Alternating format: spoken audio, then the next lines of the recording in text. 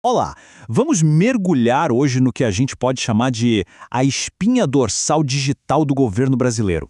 Sabe, são aqueles sistemas gigantes, muitas vezes invisíveis, mas que fazem a máquina pública federal inteira girar.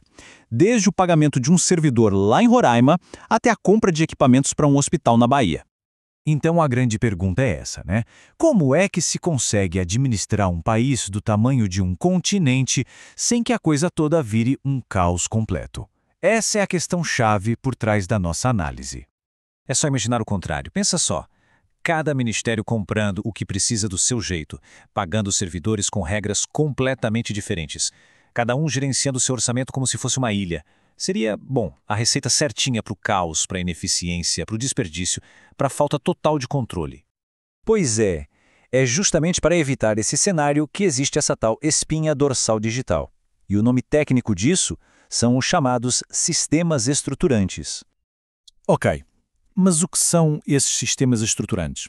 De forma bem simples, eles são as regras do jogo para as operações do dia-a-dia do governo.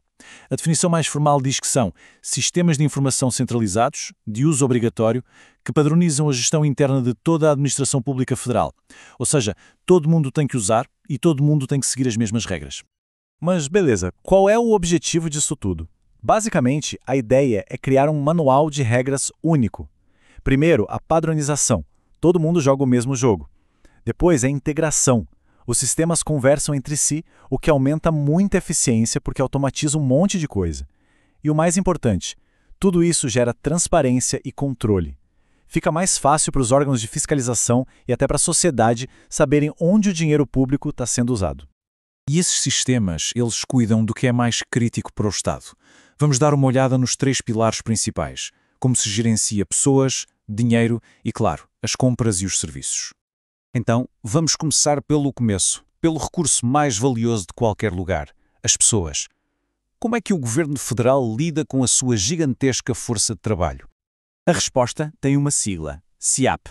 Pensa nele como se fosse o RH central de todo o governo federal. É ele que cuida da vida funcional inteira dos servidores. Folha de pagamento, controle de férias, licenças, aposentadoria, tudo, absolutamente tudo, sobre a jornada de um servidor está registado lá. E quem comanda isso é o Ministério da Gestão e da Inovação. Para ficar bem claro, vamos a um exemplo prático. Imagina que um servidor pede férias. O sistema que ele usa vai lá, conversa com o SIAP e verifica se ele realmente tem direito àquele período.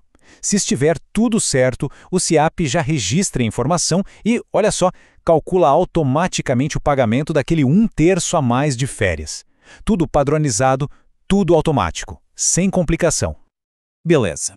Agora vamos para o segundo pilar, o dinheiro, a grana. Como é que a União consegue controlar cada centavo que entra e sai dos cofres públicos? Bom, aqui a gente entra no território do CIAF, que é, sem exagero, o coração financeiro do governo. É ele que processa e controla o orçamento, as finanças, o patrimônio, tudo. E o conceito-chave aqui é a chamada Conta Única do Tesouro.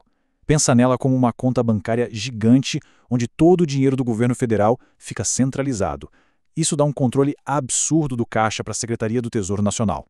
E para qualquer gasto público acontecer, não tem jeito. Ele tem que passar por 3 etapas sagradas dentro do CIAF. Primeiro, o empenho.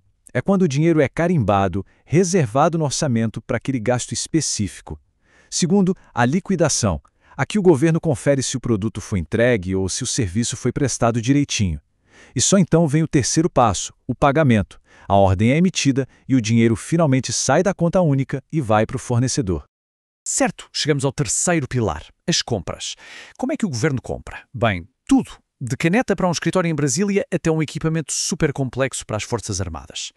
É aí que entra em cena o CIASG. É o sistema que organiza todas as compras e contratos do governo.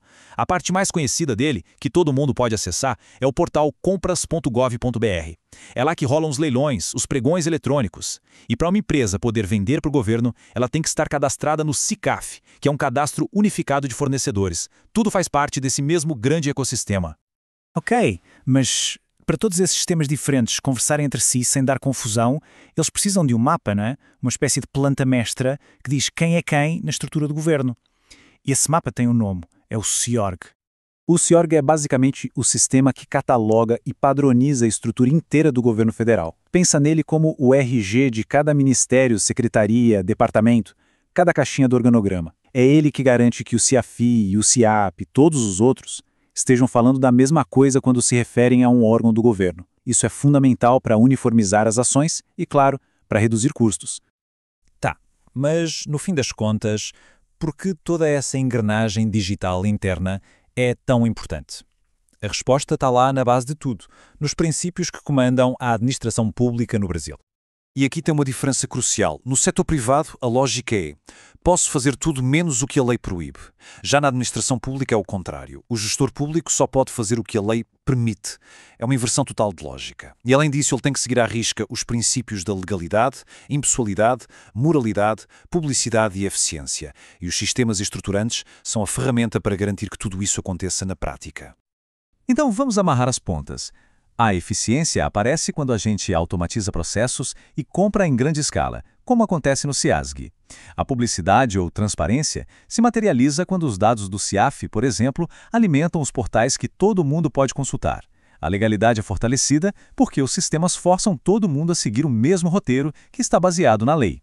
E claro, tudo isso facilita o controle por parte de órgãos como o TCU e a CGU, que conseguem auditar tudo de forma muito mais direta. Mas olha, isso não é só sobre tecnologia e regras frias, é sobre pessoas também. Capacitar os servidores para que eles entendam como tudo isso funciona é fundamental. Tem até uma citação interessante sobre isso, que diz que esse conhecimento é essencial para a superação do sentimento de isolamento e alienação que geralmente se associa com a execução automática e descomprometida de tarefas. Em bom português, quando o servidor entende o porquê do seu trabalho dentro desse sistema gigante, a tarefa ganha um propósito muito maior. E para fechar, fica aqui uma provocação para a gente pensar. Toda essa estrutura digital gigantesca, cheia de regras e padrões, ela é um modelo de eficiência que blinda o uso do dinheiro público?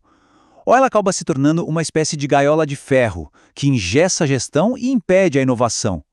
Encontrar o equilíbrio perfeito entre controle e flexibilidade, bom, esse talvez seja o maior desafio da administração pública hoje.